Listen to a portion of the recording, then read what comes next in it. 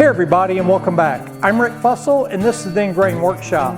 Today I'm going to be looking at the Banks 23 gauge pin nailer from Harbor Freight. Now I've been meaning to check this one out because I use pin nailers a lot for small trim work, for jigs, and anywhere where I don't want fasteners showing. So let's see what this little guy can actually do.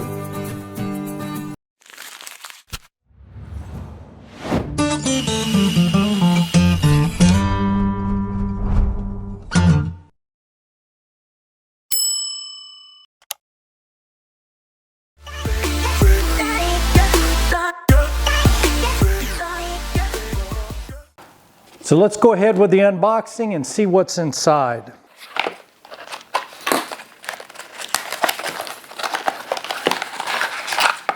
So it comes with the actual pin nailer itself.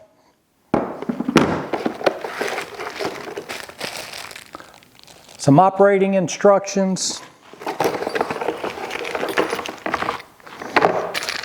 And then it comes with what looks to be like some Allen wrenches and even an extra air piston. So inside the box you get the operating instructions, a couple of Allen wrenches, an extra air piston, and the gun itself. So quick rundown, this one shoots 23 gauge pin nails from 1/2 inch all the way up to 1 inch. It's pretty lightweight, it weighs 2.1 pounds. The magazine loads cleanly, no grinding or sloppy movement, and it has a capacity of 100 pins. And then the working air pressure is recommended between 60 to 100 psi. The pins come with directional arrows so you know which way to install them in the gun. The gun has a slot here at the inside of the magazine, and then the pins just slide in. The reason why there's a directional arrow on the pins is because the pins themselves don't have a head like a traditional brad nail. So they just slide right in the groove with the arrow pointing out, and then it just locks in. The magazine really is really smooth and feels really lightweight. The trigger's really lightweight, but not in a bad way. Fit and finish, it's Harbor Freight, but it's not too bad. Nothing fancy here, just a simple pin nailer that claims to get the job done. All right, let's put this thing to work and see what it can do. Okay, so before we can put it to work, we'll need to add a little oil to the gun. So I've just got some pneumatic oil, and I'm going to put about 3 to 4 drops here at the air inlet. If you've got an air compressor that has an oil injector, you won't need to do that, but I don't, so I have to manually insert the oil. So I'm going to start here with some poplar, and it's actually sinking the pins pretty consistent. And then the second piece I've got here is cherry. And again, the pins are pretty much completely disappearing. You do have, again, just some fine pinholes, but nothing that would require some caulk or patching or wood putty or anything like that. And then the third hardwood that I'm using here is the Babinga. And I have my air compressor set at 100 psi. I probably would recommend dialing it back when you shoot into the poplar, and probably even for the cherry. You probably do need it set at the higher PSI for the Babinga. But all the pins are setting in very nicely, and you know, they're penetrating both the softwood, the hardwood. So here's the Babinga, and you can see the pins have shot all the way through, all the way to the other side. And the same thing for the cherry and the poplar.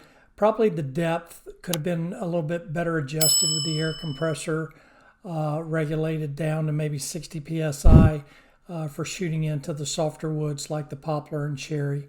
But all in all, you know, for having these pins at this price, I think this is a pretty good deal. It's not the quietest tool in the world, but it's nowhere near the loudest nailer I own either. But it isn't the safest tool I've owned. As you can see here, you know, there is no lockout on the tip, so you can just fire it at will. Here in the cardboard box, you can see the pins just sticking out like, you know, darts in a dartboard. So you have to be really careful when using this pin nailer because you can, like I said, dry fire it at will and possibly hurt yourself or someone else. So let's go over the pros and cons. The pros, the price point. At $27, you really can't beat that. It's lightweight, it's all metal construction, and it does what it's supposed to do. It shoots 23 gauge pins into soft, medium, and hardwoods as demonstrated before, and it does a great job doing that. It's a good option if you're using this for jigs or even for shop projects where you just need to hold something in place until the glue dries. Pins are a great solution for that. That way you don't have brads with brad heads and holes that you have to come back and cover later. This works out great for projects where you're doing a lot of staining instead of painting, so you're not able to caulk. I actually used this pin nailer on a couple of shop projects here in the workshop, and it worked out great. So let's go over some of the cons. The biggest con will be the long-term durability of the gun, and time will only tell. There's no dry fire lockout mechanism on the end of the tip, so you can just fire at will, so you have to be really careful when using this gun. And then depth control is another issue. There's really no depth control mechanism built into the gun. The only way to control the depth of your shot is by regulating the pressure on your air compressor. And you can regulate that between, I think it was recommended, between 60 and 100 PSI. As I demonstrated earlier, at 100 PSI, I was able to shoot into poplar, babinga, and cherry with no issues. So here's my take. If you're a hobby woodworker or someone that just needs to hold some parts in place while the glue dries, then the Banks 23 gauge pin nailer for Harbor Freight is the tool for you. It does exactly what it's supposed to do. Now, if you're a professional cabinet maker and you're shooting thousands of pins a day, then you probably want to stick with a more professional, more premium grade tool.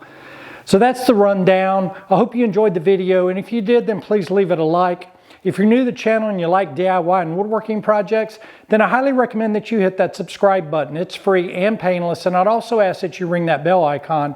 That way you'll be notified of all our upcoming videos. To all my existing subscribers, I really appreciate all the support you give this channel.